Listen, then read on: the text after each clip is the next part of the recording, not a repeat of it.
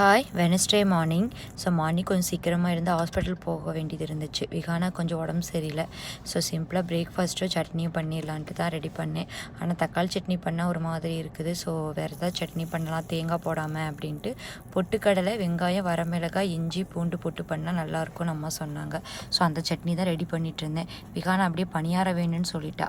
So பணியாரமும் அப்படியே ஊற்றி வச்சுட்டு கொஞ்சம் அது வேகட்டும் அப்படின்ட்டு டெரஸில் வந்து க்ளீன் பண்ணுற வேலை இருந்துச்சு, செடியெல்லாம். ஸோ அதெல்லாம் க்ளீன் பண்ணி எடுத்துகிட்டு பால்கனியில் வச்சுருந்த பிளான்ட்ஸ் எல்லாமே பார்த்திங்கன்னா வாடிருச்சு. ஸோ வர வழியில் அப்படியே வாங்கிட்டு வந்துடலாம் அப்படின்ட்டு அதையும் க்ளீன் பண்ணிகிட்டு இருந்தேன். ஸோ சட்னியும் ரெடி ஆயிடுச்சுங்க. மிக்சியில் அரைச்சி தாளித்து ஊற்றியாச்சு.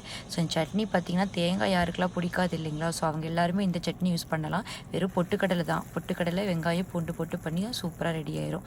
ஸோ பணியாரமும் அப்படியே ரெடி ஆச்சு. ஸோ பிரேக்ஃபாஸ்ட்டு சாப்பிட்டுட்டு நாங்கள் ஹாஸ்பிட்டலுக்கும் ரெடி ஆகிட்டோம். ஸோ பிடிச்சிருந்தால் லைக் பண்ணுங்கள், மறக்காமல் சப்ஸ்கிரைப் பண்ணுங்கள். பாய்.